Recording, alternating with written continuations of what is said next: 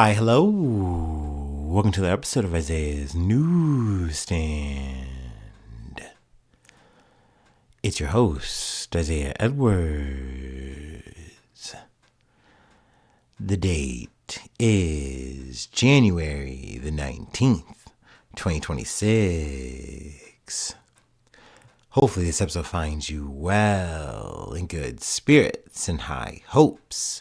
As for me, I'm doing pretty good. Happy Monday, happy Garfield Day, adding happy MLK Day.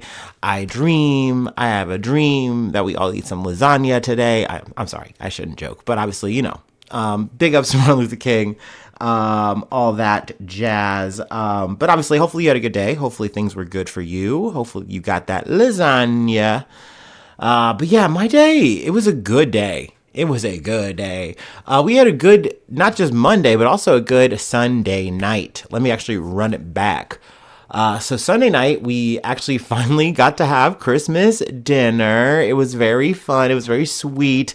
And I say finally, obviously no begrudging. I'm happy to have the opportunity to hang out with my family, friends, eat with them, commiserate, have a good time. It was nice. And, I got some gifts. So that was also very sweet.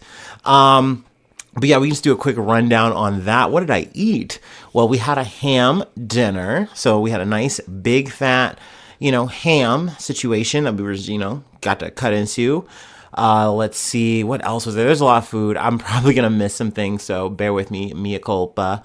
We had some like biscuits, or maybe biscuit rolls. I don't know, something almost felt like a fusion. But we had some bread. We had some collard greens, which are really good, extra meaty. We had, by special request by me, what was it? Sweet potato casserole, but it was jumbo marshmallows. I had been seeing that trend, so I requested it, and they're like, we got you. And then what else was there? It was potato au gratin.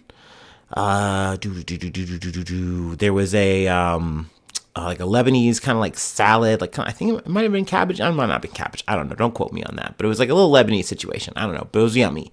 What else was there? We had, I know there was, for the dessert, we had a peanut butter pie. It was very good. Very yum. I'm trying to think, is there anything else I'm missing? Maybe not. But overall, everything was good. Everything was yummy. I enjoyed the spread. I enjoyed the company. It was nice catching up, talking. So yeah, that was my night. I ate too much food, came home and pretty much immediately went horizontal and just went to sleep. And I was definitely worried I was going to wake up in the middle of the night. But we slept very well and woke up.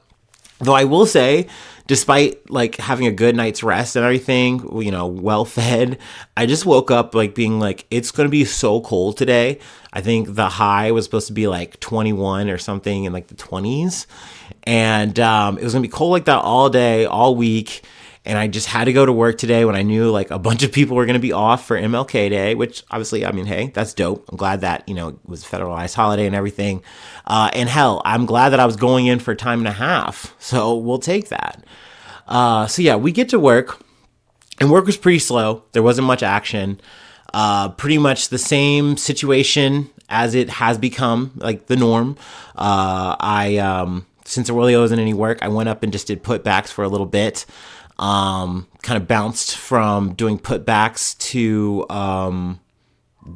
back to cardboard, and then I would go up and just kind of help out cutting down cardboard, running cardboard, stuff like that. So yeah, it felt like I was in my wheelhouse for the day. The vibes were just nice and solid.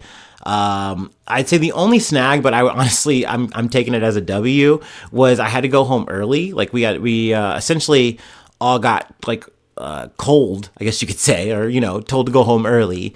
And usually I would have loved to have been oh no, please let me stay, but hey, I'm not trying to rock the boat when my supervisor hits me up and says, hey, time to go. And it's all right, time to go. And it's time and a half. And I'd worked, I think, about 5 hours or so. So I was all right, this is good, that's solid, and I'm down to get out of here. I'm a little bit bored. Also, I had this weird case. I don't know. I'm sure this has happened to some of you, my dear listeners. And it might have just been because of all the food from last night. But I was like drinking. I was fine. Like everything was good. My stomach was actually in pretty good shape. I was really happy about that. But I get to like my first break. I have a coffee, and my stomach just started getting weird. I was like, uh-oh. Like I literally had a moment of like nausea, and I was like, that's so like odd. But every once in a while, that does happen to me with coffee, where it's just like, oh, this actually does not agree with me at all. Why did you intake this? I don't know. But overall, I was fine. I rallied. I was okay. Just needed like a little bit of water, a little bit of space, and I was good. Made it through the rest of the day. But yeah, that was like something I was kind of like, okay, all right. Oh, also, what else did I do during the day? Since it was so slow, I was able to find time to do my taxes. So that was pretty cool. W. Also paid some bills. You know what? I want to take this aside. People, we talk shit and we boo the internet all the time. We boo technology. But I was thinking about this. I'm so glad that I can just go through on my phone and just boop, boop, boop, boop, boop, and like pay this bill, pay that bill. I don't have to call anyone. I don't have to interact with them, at least 9 out of 10 times. And it's just all done by just like, strokes of my finger. So easy. And not to mention getting my taxes done in like under an hour. Like it's crazy how much faster and easier it is to get, and you're just able to do it by yourself. I mean, don't get me wrong. Unfortunately, I do use TurboTax. I am not advocating for it. Not sponsored. Definitely fucking not. But it's nice that there's at least a software like that available. I think you can still go through the IRS and do it, and that's like completely free, and you don't wind up paying any fees, which is super fucking slick. I would say do that, even though obviously you gotta fuck with the IRS, and that's gonna be a little annoying, and it's the IRS, whatever. But anyway, yada. I'm just happy I got my taxes done. Love that for me. I will say I'm not exactly stoked about my return, but like I am, given my history with taxes, which we're not going to get into. I'm always happy to just get a tax return and not, or like a refund and not owe, because that was a big part of my life for like too long. You know what I mean? In my youth, in my adolescence, in terms of like, when I started having to pay for like taxes and stuff or due taxes, like all my friends were like getting nice little like decent refunds, and I'm like, why am I getting so little? And then like, why am I paying? And it took a while, but I eventually, I think, got it right, and now I'm good and I'm getting good returns now. But that was a whole saga. But yeah, so I got all my taxes done. We got out early. I was like, well, what are we doing next? You already know what I'm doing next. I'm going to the gym. I'm getting a pump. And it was good. It was a good gym session. I wasn't sure how it was going to be given it's a holiday, but it's a Monday. I'm getting in there earlier than usual. So I get in there and it's pretty dead. It's pretty slow, and we love that. I got to hit all of my equipment. The Smith machine, the free weights, the filler work, the core work. It all got done with a little bit of cardio. Actually, a whole hour's worth of cardio. So you know the fucking vibes. It was good. It was nice. So yeah. Overall, very good day. Because after that, I come home, have a little snacky poo, and let's see. I have a little snacky poo, and have my little stretch, do my little research. And here we are. So yeah, overall, a good day. And I didn't cover gifts. I didn't cover gifts from the whole Christmas din. I got some Dragon Ball Z clothes and pajamas. Some gift cards, was one of my favorite things. And one of the gift cards was from Scooters, the coffee place that I've mentioned before that I love, but I say, hey, I don't go anymore because I don't want to pay like $6+ for my crazy caramel express blast. I don't know what the fuck they called it, but caramelicious. I don't know. I didn't like saying it though. But now I can get those now, for a little bit. So that's nice. Thank you. So yes. It was a nice little late Christmas, late little, holiday comeback moment. I don't know, but it was a good time, good days. Sunday, Monday. Yeah. Anyway, let's go ahead and do our startup and let's get into some news.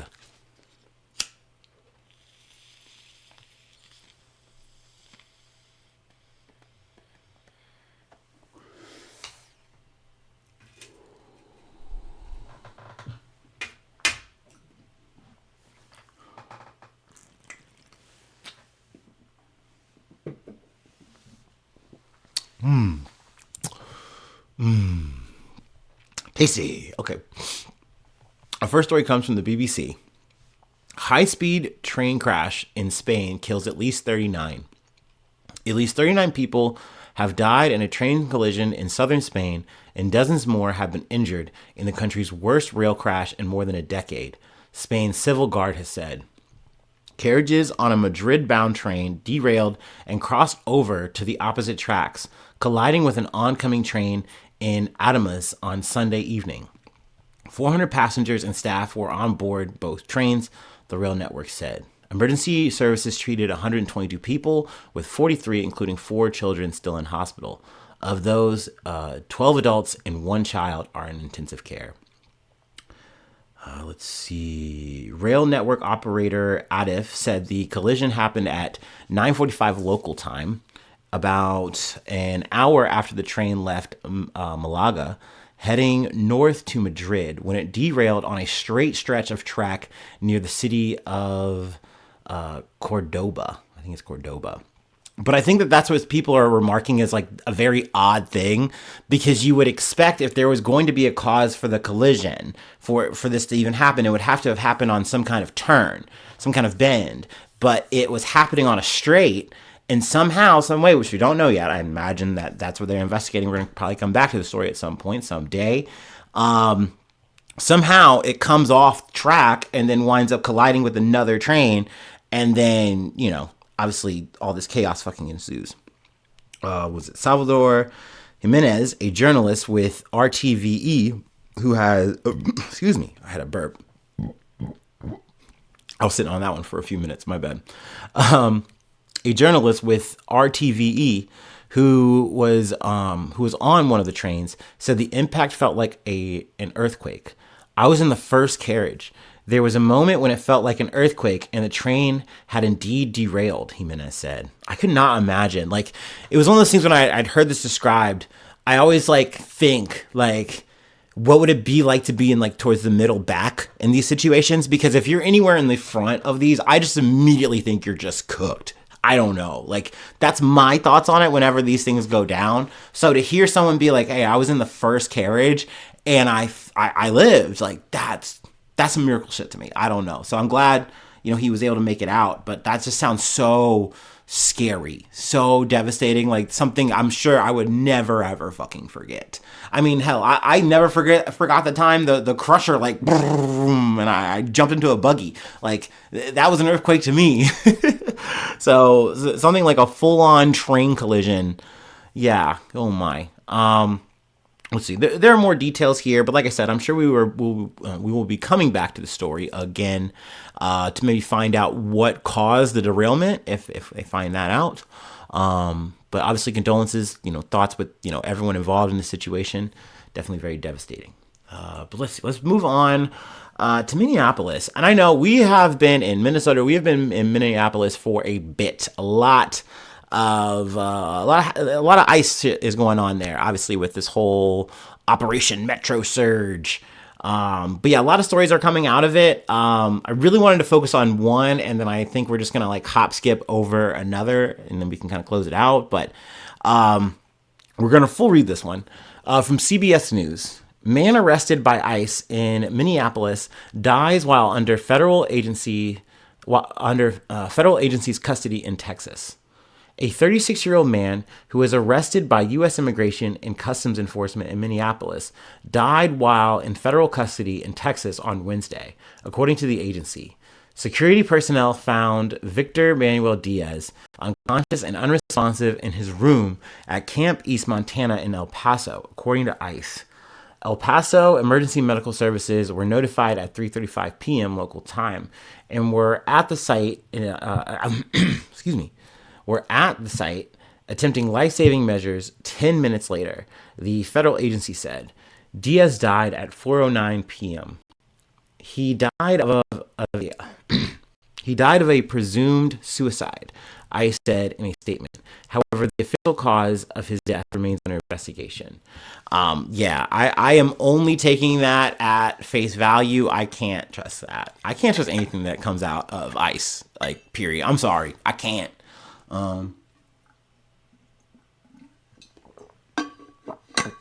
With that being said, we're letting the article talk as CBS, Rice's very own. Diaz was arrested by federal officers on January 6th, according to federal officials. He was a Nicaraguan citizen who entered the U.S. illegally from Mexico on March 26th of 2024. He was encountered by U.S. Customs and Border Patrol agents that same day. After processing, he was served a notice to appear before an immigration judge and released on parole pending his court date, the federal agency said. According to federal officials, an immigration judge ordered Diaz be removed from the country last August. The federal agency says it provides comprehensive medical care to people in custody, as its detention facilities including medical, dental, and mental health intake screenings within the first 12 hours of their arrival. The Department of Homeland Security on Friday also confirmed the death of a Mexican citizen in a detention facility in Georgia. Herbert Sanchez Domínguez, 34, had been in ICE custody for 6 days and was awaiting a hearing when he was discovered hanging by the neck and unresponsive in his sleeping quarters, according to DHS. Herbert was taken to a local hospital where he later died. Federal officials said the cause of his death is under investigation. According to DHS data, at least 15 people died while in ICE custody last year. As of Thursday, ICE was holding about 73,000 individuals facing deportation in its custody across the U.S., the highest level recorded by the agency, and an 84% increase from the same time in 2025, when its detention population was just over 40,000. According to internal Department of Homeland Security data obtained by CBS News. The Trump administration has said it's working to be able to detain upwards of 100,000 immigration detainees at any given time as part of its government-wide effort to carry out a deportation crackdown of unprecedented proportions. So obviously this is very sad in terms of covering both these cases where 2 people have died. And I mean, yeah, I'm sure some people are going to be like, well, these are people who took their own lives. That has nothing to do with ICE. No, they were forced into this situation by this fucking government, by this fucking administration. Like, no, in my opinion, they take ownership of that. That's on their hands. You are putting these people in the bleakest, no out situations. You have kidnapped them from their homes, from their whole lives, and you're saying, hey, maybe we take you back to, your actual origin place, where I'm sure you were fleeing, trying to get out of any kind of fucking situation you were in, whatever. Or they might send you to $10 fucking 2. You have no idea. You are in the bleakest. You are in the fucking abyss. Who did that to you? This fucking government did. We did that. The U.S. did that. That, you know what I mean? So it's like, no. Like, you got to own those fucking numbers. Just like all these other fucking numbers you're trying to own. Like, what do you mean? No. We're giving you healthcare and dental. Okay, all right. You stole these motherfuckers' freedom. Anyway, there was something I did want to touch on. It is making the rounds. We'll just kind of read the headline here. CNN. Trump officials investigate protesters who interrupted Minnesota church service, targeting ICE official. So apparently there was a Sunday morning church service, and a bunch of protesters kind of came in, and I think it was, what was his name? David Easterwood. He's listed as the pastor of the church, and also appears to be the same Easterwood who is a top ICE official in the Twin Cities. So I guess people were mad and people were upset. They're like, how dare protesters come and disrupt this peaceful church service and blah, blah, blah. It's like, sorry, this is a place of worship. I'm sorry they came and said, hey, where's this guy? You know what I mean? Like, is he doing his other job? Which I feel like if you're making... I don't know, man. Maybe I shouldn't speak on it, but it's weird to be double dipping here, in my opinion. Like, I don't know, man. Pick. You should be... That's crazy. It's like, nah, I want to do both. I want to serve the Lord and I want to serve Donald Trump. You know what I mean? I feel like I can walk and read scripture, so that's what I'm going to do. I guess, man. It's crazy to be on this shit. But yeah, I know people are making a lot of hay of this shit. Don Lemon, independent journalist, formerly CNN, he was on the beat. He was interviewing people, which led to some backlash on X, the Everything app. What was it? Nicki Minaj she went out and she started tweeting. She started tweeting with her fingers, which she is known to do. She said some things which I'm not going to get into. I'm not going to repeat on the pod. But yeah, very controversial. A little back and forth there. But yeah, I mean, I think a lot of people are, making hay of it, and hey, that's fine. Okay. It's definitely worth talking about. I just don't really want to get into the details of it. We already talked about a protest before. I mean, hell, I was, what was it? I was at the gym when I saw this. They're like, oh, they were protesting in a Target. They're protesting everywhere. They gotta have one specific place to protest. They can't keep disrupting like this. It's like, brother, these are protests. These are barely photo ops. These are not doing anything. These are not harming anyone until fucking ICE gets involved and starts throwing tear gas and fucking shooting up people. Let them fucking do it, man. That's what I say. I don't know. That's my opinion, I guess. I don't know. Call me crazy. Call me radical. But yeah, no, I really am not losing any sleep over this church and this David Easterwood guy, which I don't think he was there, apparently. I don't know if I said that. But yeah, I mean, I don't know, worth mentioning. Feel free to look into that if you want the details. But yeah, we're going to get back to our roots, our recall roots, and we're going to close out with some bad chicken. So yeah, let's go ahead and take our last break, and we will go ahead and close it out. Oh.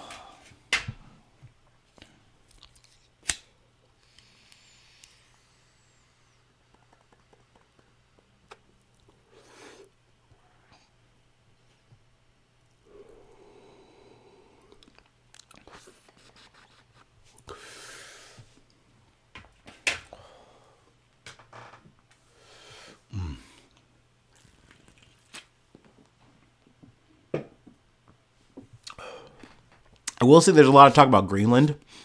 We were actually talking about that a decent amount over the dinner table last night, just because it's making a lot of the rounds. But I don't know. I really don't have anything like much to bring in. I know the NATO countries are kind of really banging a drum. They're really rallying together, saying we're gonna fight back if it comes to it, buddy. Okay, we'll see. But it is a crazy notion to think about that we might be living in the era and time that NATO does actually break.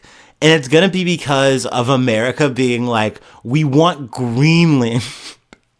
Like, it just, I'm just like, really? It's going to be over that? If that's truly what happens, it would never be on my bingo card. But it would be pretty fucking funny. I'm sorry. I don't know. I know we haven't talked about NATO much lately. I feel like we did a little bit when the Ukraine shit popped off, but I'm not the biggest NATO enjoyer, right? So I really wouldn't be that pressed about it. It kind of seems kind of useless anyway, right? But that being said, it would be pretty big, pretty major. But that being said, we'll see. It does seem like a lot of talk, a lot of grandeur, a lot of like rattling from sabers from both sides. But I think once again, people are a lot more on edge post our interaction in Venezuela, scooping up fucking Maduro like we did. I think, we're back on, they're capable of anything, wild card status, So, got another burp. Maybe. There we go. That was a croaker. Anyway, all right, I don't know. I couldn't help myself. I wanted to talk a little bit more politics. But yes, CBS News. Chicken sold in 7 states recalled for potential listeria contamination. A Georgia-based food company has recalled thousands of pounds of ready-to-eat chicken products, which were sold in 7 different states after determining the products may have been contaminated with listeria, the U.S. Department of Agriculture announced. Suzanna's Kitchen, headquartered in Norcross, Georgia, recalled roughly 13,720 pounds of its ready-to-eat grilled chicken breast fillet products, according to the Food Safety and Inspection Service, a branch of Department of Agriculture said. Or at least according to... You know what I meant, my bad. The recalled product was produced on October 14th, 2025, and sold in 10-pound cases containing 2 5-pound bags of cooked grilled chicken breast fillets with rib meat, health officials said. They were sent to distribution centers for food service sales in Alabama, Florida, Georgia, Missouri, New Hampshire, North Carolina, and Ohio. So yeah, Ohio mentioned, sadly, that's not good. And Missouri mentioned, sadly, that's both of my grounds. Goddamn. So yeah, I mean, they talk about listeria. Obviously, you know how it goes. I feel like we should do like just a reminder of what it is, right? Do they have it on here? Let's see here. They just talk about where it can be found, including soil, water, sewage. Yeah, obviously it's not good. Oh no, I'm not even gonna try to pronounce it right now. The way I've been talking today, we're gonna skip. We're gonna skip. But let's see here. Listeria infections are the third leading cause of death from foodborne illness in the U.S., according to the Centers for Disease Control and Prevention, which estimates that 1,250 people contract the infection each year and 172 people die from it. Although no illnesses have been reported in connection with the recalled products from Suzanna's kitchen, officials have encouraged anyone with concerns to contact a healthcare provider. They have a lot code, a little bit further down. But yeah, if you think you have any of these, fillets, then maybe toss them out. Probably a good idea, maybe. Or call or hit them up and say, hey, Suzanna, what's up with my chicken? This shit might be bad. Just get that shit tossed. I don't know, man. Because yeah, you don't want to start this year getting big sick. You know what I mean? You don't want to get KO'd for some chicken. Definitely not worth it. So there you go. Buyer beware. All right, that's it. That's really all I have for today. That's going to be the episode. If you would like to help out, support the effort, I do have a Patreon. Patreon.com/AsiaNews. Become a newsie today. Free ways to hit me up, asianews1@gmail.com. Feel free to follow me or the podcast on any of the socials. Subscribe to the YouTube. Follow on TikTok. Follow on Spotify. Wherever you like to listen. Leave a like. Leave a cool comment. Sharing is caring. 5 stars on Spotify. 5 stars on Apple Podcast. Always appreciated. But if not, that's A-okay. That's hunky-dory. I appreciate you just hanging out with me, letting me yap at you about my day, about my life, about the news that is happening. It's always a good time. So thank you. Thanks so much for tuning in. Thanks so much for being a friend. And hopefully I see you soon for some more good news. I love ya. Bye-bye. Mwah.